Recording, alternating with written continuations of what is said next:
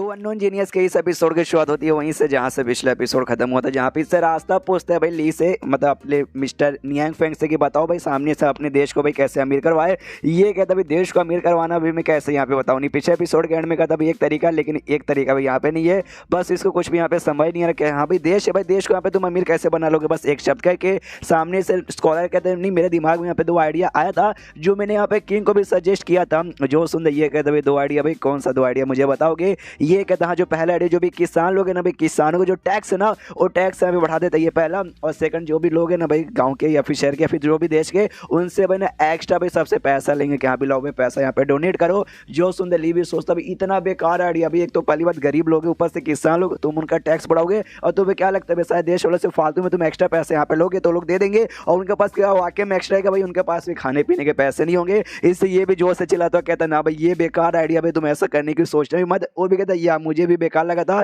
इसलिए बाद में मैंने खुद यहाँ पे कैंसिल कर दिया। हमारे देश का जो मिनिस्टर है ना उसने भी किंग को एक आइडिया बताया था, वो आइडिया भी यहाँ पे सुन कर तो भाई मेरे ख्याल से ठीक है। तो आपको बताऊँ क्या, वो कहता बताओ भाई क्या आइडिया है। तो ये कहता भाई जो हमारे पड़ोसी देश है ना, हमारे पड़ोसी देश में आग लगाने के बारे में हम जाके भाई ना भड़काएंगे कि हाँ भाई इसने ऐसा किया, उसने भाई ऐसा बोला था तुम्हारे बारे में, उसको भी जाके भड़काएंगे और दोनों के बीच में यहाँ पे हो जाएगी जंग, और हम लोग साइड से यहाँ पे निकाल लेंगे फायदा। क्या ना हम लोग वेपन बनाने के लिए बहुत ही ज़्यादा आगे हैं, लेकिन हमारा वेपन कोई यहाँ पे खाता नहीं है। जब वो लोग को भड़का देंगे, वो लोग आपस में जब जंग करेंगे ना, हम दोनों साइड जाके वेपन भेजेंगे कि भाई ये ले वेपन, ये ले वेपन, और उनसे पैसे ही पैसे लेंगे, नुकसान होगा उन लोग का और फायदा होगा अपना। भाई ये था भाई आइडिया उस मिनिस्टर का। जो सुंदर ली भी सोचता अरे बाप रे वो मिनिस्टर भी कितना हरामी मिनिस्टर है। ये देख भाई ये आइडिया ना तेरे वाली आइडिया से भी बहुत ही बेकार है, ऐसा करोगे दूसरों को नुकसान करके अपने फायदे में। देखो भाई ऊपर वाले ऐसे बंदे को छोड़ता नहीं, और आज भले ही फायदा हो जाए लेकिन कल को भी तुम्हें ऐसा नुकसान होगा ना जो वाकई में भाई तुम सह नहीं पाओगे। जो सुन भी कहते ये बात मुझे भी यहाँ पे लग रहा था, किंग को भी ऐसे ही लगा था, इसलिए किंग ने भी ना साफ साफ यहाँ पे मना कर दिया।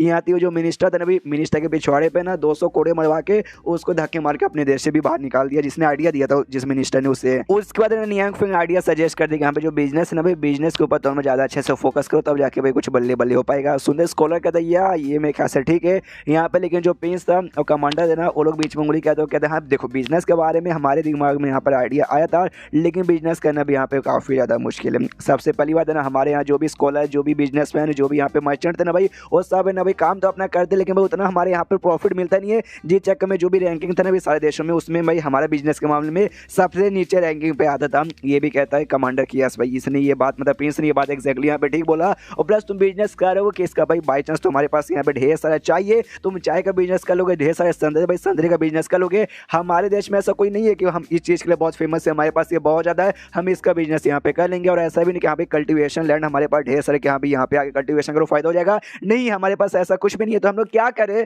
जो सुन ये कहता भाई तो मौका यहाँ पे निकालो, तुम्हारे देश में भले कोई स्पेशल चीज़ नहीं है लेकिन चीज़ें तो यहाँ पर है ना, तुम्हारे देश में बहुत सारी ऐसी चीज़ें होगी जो तुम्हारे बंदों के यहाँ पे यूज़ में नहीं होगा, लेकिन दूसरे एरिया के बंदों में यहाँ पे यूज़ में होगा। इससे सामने से तुम जितना हो सके ना भाई अपने हिसाब से उनको दो, ताकि भाई उन बंदे को फायदा हो जाए, और वो बंदे ना भाई वो सामान लेके दूसरे एरिया में जाके यहाँ पे बेचे, उस एरिया में जहाँ पे उन बंदों को वो सारी चीज़ें यहाँ पे यूज़ में आए, उसको यूज़ में आ गया भाई तो आगे चल के ना तुम्हारे देश से सारा सामान लेंगे और तुम्हारे बारे में, तुम्हारे देश के बारे में दूसरों से भी सजेस्ट करेंगे कि हाँ भी ऐसा उनके पास ये मिलेगा, उनके पास वो मिलेगा, वैसा तुम्हारे नसीब चमका तो वाकई में तुम्हारे पास यहाँ पे बहुत ही पैसे हो जाएंगे। मेरे ख्याल से एक बिजनेस ही इस तरीके से करने पे तुम्हारा फायदा होगा, और तो मेरे को कोई रास्ता लग नहीं रहा। जो सुन तीनों की आंखें खुल जाती, कहती हो अरे बाप रे मिस्टर नियांग फेंग आपने क्या बातें बोली, आप तो यहाँ पे गॉड है, हमारे तो आंख से मालूम नहीं कहाँ से आंसू आ गए। ये भी कहता यार उतना भी बड़ा आइडिया नहीं है, हल्का सा बिजनेस स्टडी कर लेते। अरे यार इनके दुनिया में कहाँ से बिजनेस स्टडी वाला कोर्स रहेगा। उसके बाद ना भाई बिजनेस का आइडिया ने सजेस्ट कर दिया, तो लोग तो ठीक है अब हम जाने को तैयार है बाय। ये कहते रुको जरा सबर करो, वो तीनों यहाँ पे डर जाते, अरे बाप रे इन्होंने हमको रोका को दिया भाई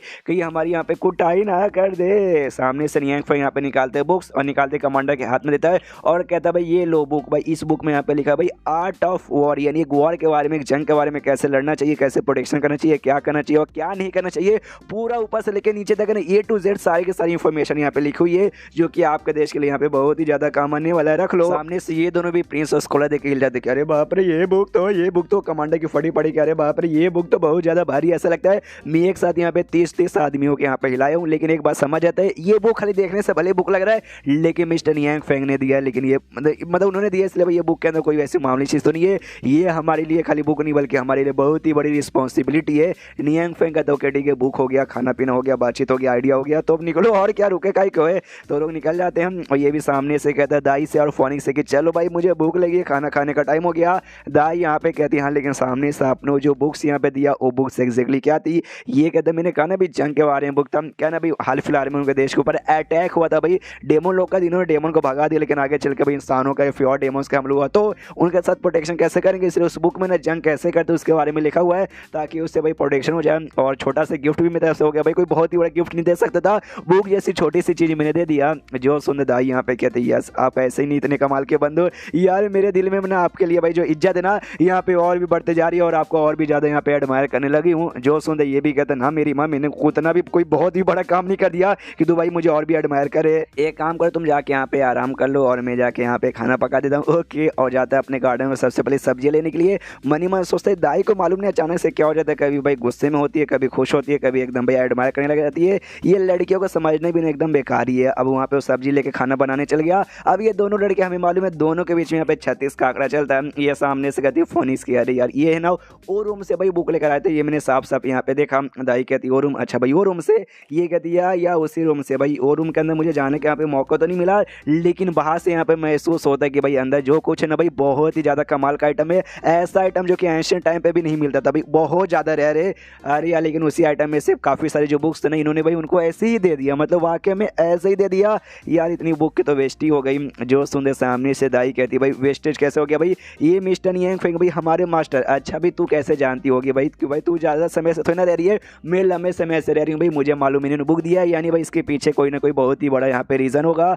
तो रीज़न होगा भाई ये बड़े दिलदार आदमी है, तू यहाँ पे कभी नहीं समझेगी, तू जा आराम से अपना काम कर, मैं भी यहाँ पे जा रही हूँ बॉय बॉय, और मजाक उड़ा के निकल जाती है। इसको भी गुस्सा आता है फोन, इसको भाई मैं नहीं समझती, अरे मैं समझती हूँ, मैं बहुत कुछ यहाँ पे समझती हूँ। और उसके बाद सीन शो द नियांग फेंग जो कि उसी कमरे में आया था, और उस कमरे में ऑफकोर्स भाई खास चीज़ें थी, लेकिन उनके लिए अपने नियांग फेंग तो सब नॉर्मल थी। जिस कबाड़ के ऊपर बुक यहाँ पे रखा था वो बुक तब इसने दे दिया, तो जगह खाली हो चुका था, और जगह पे यहाँ पे लाके पुतला रखता भाई, और किसी का नहीं बल्कि फोन इसका अपना और दाई का जो इसने यहाँ पे बनाया था, और बहुत ही खुश है वो यार, अब अच्छा लग रहा है ना। और इसका मुंह देखो भाई एग्जैक्टली यहाँ पे शिनचैन जैसा लग रहा है। और फिर ये चैप्टर यहीं पे खत्म हो जाता है। तो चैप्टर खत्म तो वीडियो भी खत्म, तो मिलता है अगले किसी वीडियो में, जब तक के लिए बाय बाय।